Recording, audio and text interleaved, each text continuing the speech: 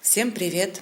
Тема этого выпуска – выравнивание торта. Я расскажу подробно о всех нюансах при работе, в каком месте лучше выравнивать торт, на что обратить внимание, чтобы потом торт не давал трещины.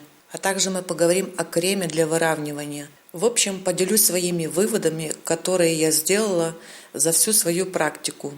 Очень многие пишут в комментариях, что у них после выравнивания торт трескается, идут трещины по торту. Я попытаюсь объяснить, как этого избежать. Ровный торт начинается с подноса, на котором будет стоять. Трещины обычно появляются на стабильных кремах, в основном на ганаше, то есть на кремах, которые после охлаждения становятся твердыми. В данном случае важную роль играет поднос, на котором стоит торт. Чтобы избежать трещин, ни в коем случае не надо пользоваться тонкими подложками. Вот у меня здесь два варианта. Одна очень гибкая. Такую я никогда под торт не использую, только использую для этажей, когда формируется многоярусный торт. А вот другая подложка уже твердая, хотя она тоже не самая стабильная, она тоже может выгибаться. Но деформация такой подложки минимальна, поэтому ее можно использовать, и я тоже пользуюсь под торт, но, конечно, одноярусный. Одна из причин трещин на торте – это непрочный поднос под тортом. Также немаловажную роль играет шпатель, которым вы будете выравнивать торт. Для выравнивания лучше использовать несколько шпателей, гибких и очень твердых. Вот, к примеру, как этот металлический, без него никуда, потому что только таким прочным шпателем можно сделать идеально горизонтальный бок на торте. Такой металлический шпатель достаточно твердый и прочный. Он четко держит горизонтальную линию, имеет точный угол 90 градусов. От него будет зависеть, насколько ровно будут стороны торта и насколько торт вообще будет сам ровный. Это касается в первую очередь плотных кремов, стабильных, ганашей также. Легкие кремы для выравнивания подаются более мягким шпателям. Теперь переходим к самому торту. Трещины на торте при выравнивании также могут быть из-за неправильной сборки торта. В основном все любят пышные и мягкие бисквиты. Так вот, я вам сейчас открою секрет. Пышный и мягкий бисквит как раз враг ровному торту и способствует трещинам на торте. При формировании торта долго дает осадку. С таким бисквитом будет намного больше хлопот, чем с более плотными бисквитами. Вот если вы заметили, американцы и европейцы, в основном кондитеры, посмотрите, какие они бисквиты ложат в свои торты. Плотные такие, в основном на масле или на подсолнечном масле. Абсолютно другая тенденция, чем у нас. А ведь это не просто так, потому что такие бисквиты не дают осадки, они практичны. Если не хотите трещин на торте, пользуйтесь более плотными, но мягкими бисквитами. К примеру, вот наподобие вот таких. Или вот такие коржи. Это бисквит с меренгой, очень проблемные для тортов. С ними нужно очень аккуратно работать, подбирать специально крем и долго отстаивать торт, чтобы потом не было трещин. Сам торт должен быть правильно собран, чтобы в самом торте не было пустых мест. То есть и крем желательно, чтобы был плотным. Тортик был одним целым. Если даже нужно, можно осаживать руками немного, чтобы торту некуда было оседать после выравнивания. Плотный бисквит более легко режется и не крошится, то есть он как бы держит форму. Так и сам торт собирается ровно. И если бисквит не крошится, значит не будет пустых мест, то есть все четко держится на месте. Крем-бисквит, начинка. И получается у нас ровные бока, ровный верх. Еще перед выравниванием желательно взять линейку и пройтись вокруг торта и измерить. По окружности торта везде должна быть одинаковая высота. Важный момент. Торт обязательно должен отстояться перед покрытием. И тут уже смотрите по своей начинке. Если торт более-менее плотный, то 4-5 часов достаточно. Если коржи легкие, воздушные, желательно целую ночь. Торт у меня достаточно плотный, собрано все как бы хорошо, но все равно при первом разе я еще просматриваю, где есть там пустоты, подмазываю кремом. Так как коржи у меня темные, и при выравнивании все равно крошки могут где-то отскакивать и попадать в крем, Это вообще нежелательно. Поэтому я покрою сначала очень тонким черновым слоем. После первого раза убираем торт обязательно в холодильник. Для выравнивания тортов есть масса разных кремов. Есть некоторые кремы, которые при выравнивании, если они окрашены, на таком креме при покрытии остаются легкие разводы. Такое происходит в основном с ганашами окрашенными, и с темным также, и с белым может произойти, а также с некоторыми стабильными кремами, в основном, когда в них присутствует в составе шоколад или шоколадная глазурь.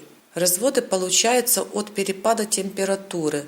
Этот крем в некоторых местах меняет температуру, у него она нестабильная. Если вот вы первый раз выровняли торт, это один процесс, идет одна температура, одна часть крема, а потом еще докладываете или замазываете мелкие дефекты, докладываете вторую часть крема, там уже совсем другая температура. Вот из-за этого цвет меняется, краска проявляется по-разному. Получается, чтобы избежать разводов, нужно как бы брать одну часть крема и с этой части крема полностью выравнивать торт. Но такое сделать, в принципе, очень сложно.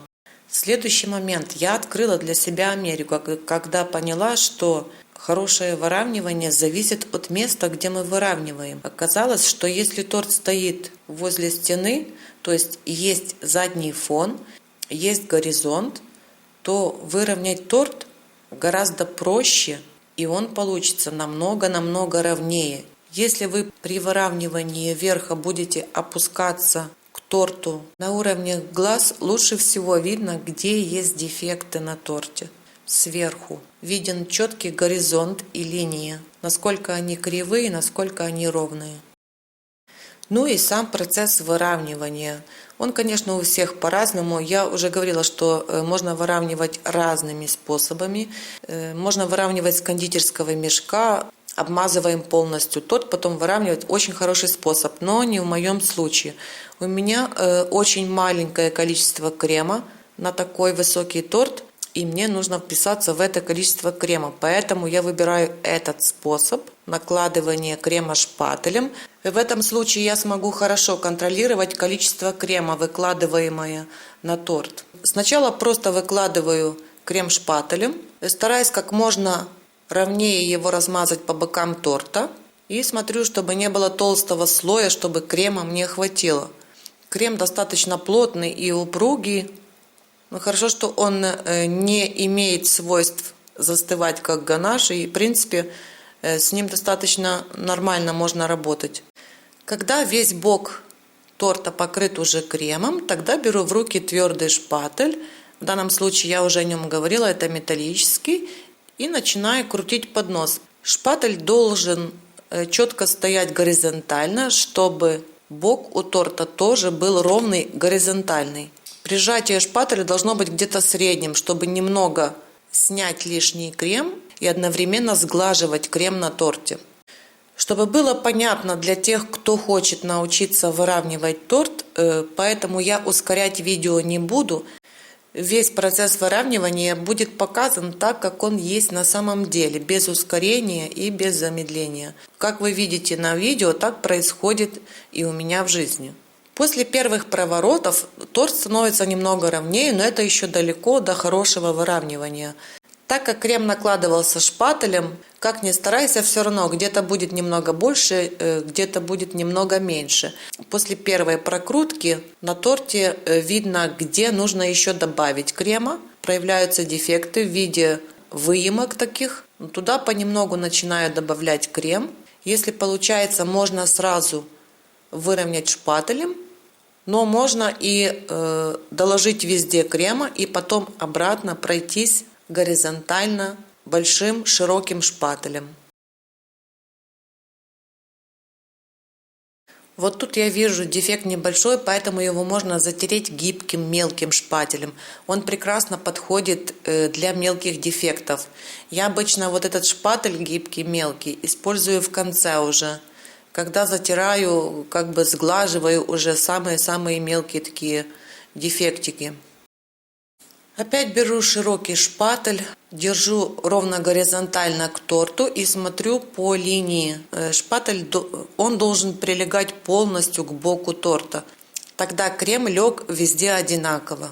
После того, как вы видите, что вас устраивает бок торта, переходим к верху. Я обычно делаю так: сначала бок, потом верх. На верх торта у меня уже осталось почти ничего. Тут уже приходится соскребать со стенок миски. Уже как бы крем кончается, вот совсем немного. Но мне его нужно выровнять.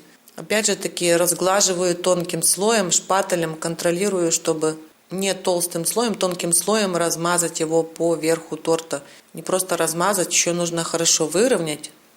Вот когда уже идет финишное выравнивание, если шпатель будет лень протирать, и он будет грязный в креме, выравнивание будет длиться вечно, потому что все время будет где-то цепляться, пачкать бок, и вы будете его снова выравнивать, и крем будет на шпателе, и толку с этого будет очень мало. Так что это очень важный вопрос. На финишном выравнивании надо протирать постоянно шпатель. Чтобы лучше видеть, как точно выровнять верх торта, нужно немного присесть и опуститься к торту на уровне глаз. Тогда хорошо точно видно, насколько ровная поверхность, где нужно снять, где нужно добавить и вообще насколько ровный торт сверху. Выравниваю опять бок торта, но уже только вверх, там где работаем. И обратно снимаем корону. Но она уже намного меньше, чем предыдущая. Так будет с каждым разом, она все будет меньше, пока угол не станет четко 90 градусов. В самом конце уже работа шпателем, это уже такие очень легкие движения, еле-еле, уже не нужно ни вдавливать, ни убирать крем. Нам просто нужно аккуратненько сгладить. Кто бы что ни говорил, легче всего говорить, но очень сложно делать. Можно было бы еще мне и с этим тортом повозиться, но я вижу, что он выровнен хорошо, и поэтому я его отправляю в холодильник. Хотелось бы узнать также и ваше мнение, насколько хорошо выровнен вот этот торт. Пишите, пожалуйста, в комментариях, как вы считаете, на отлично, на хорошо или на плохо.